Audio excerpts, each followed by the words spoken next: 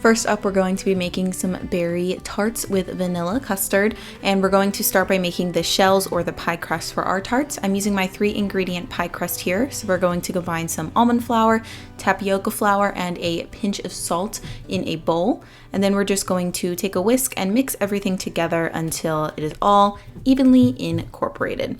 So once you have a nice fluffy mixture here, we're going to add in 2 thickened flax eggs, which is 2 tablespoons of flax with 5 tablespoons of water.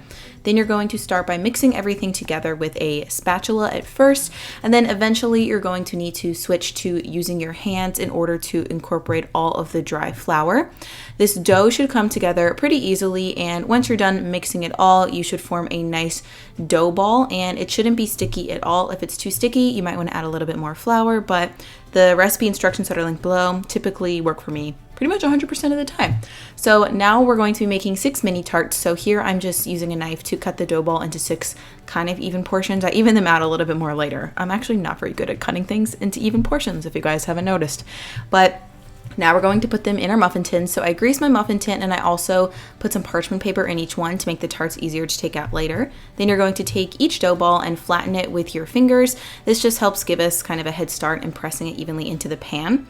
So you're going to do that for all of the balls, and then you can sort of eyeball them, make any size adjustments if you need to. And then at this point, we're going to press our dough into the sides of the muffin tin.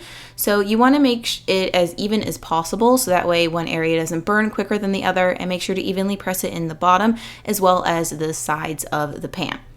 So once you do that with all of these, we're just going to pop them in the oven until they turn nice and golden and crispy.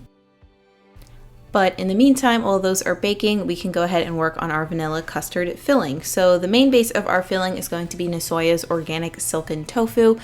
I love this tofu because, like I mentioned in the intro, it's really soft and creamy and easy to blend. So you don't even need a high power blender. If you don't have one, you can also blend it in a food processor. I just wanted to show you here, this is how smooth and silky it is. So it's gonna blend into our custard perfectly. So we're going to add this to a blender along with some soaked cashews and agave syrup. I'm using this because it's a little lighter in color than maple syrup. Some melted refined coconut oil. This doesn't have any coconut taste and helps to firm up our custard. Then we're also adding some lemon juice for a little tang, and then I'm adding some vanilla bean. I know this is expensive. You can also use vanilla extract. The custard itself will just turn out a little bit darker because the extract is a bit of a darker liquid. So if you want the vanilla flex like this recipe, you have to use a vanilla bean. So we're just going to blend this all together until it's nice and smooth and creamy. You can see the texture here. It is really delicious. You could honestly just eat this like a vanilla pudding if you wanted, but we are making tarts. So once your tarts come out of the oven, you can see they have a nice golden color now. We're just going to remove them from the pan and transfer them to a cooling rack or a plate. The parchment paper really helps to remove them easily there. And then once you have them transferred, we're just going to fill each tart with the vanilla custard. I am using a cookie scoop or an ice cream scoop, whatever you want to call it here. It makes the filling amount more consistent, and it kind of makes it easier to pour in, but you could also just use a spoon or a tablespoon or whatever you have on hand. So we're going to place those in the fridge for a few hours to set, and then once they've set, we're going to decorate them with berries of choice. So this is where you can get a little fun here. I'm using a variety of berries, but you could just use one berry as well. You could cover the whole tart or leave part of the custard visible like I did here.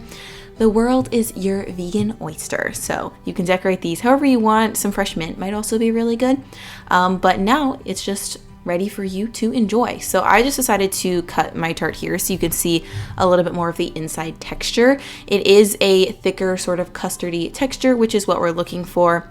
And it's smooth, creamy, has some nice vanilla notes, some sweetness, and I promise you can't even taste the tofu.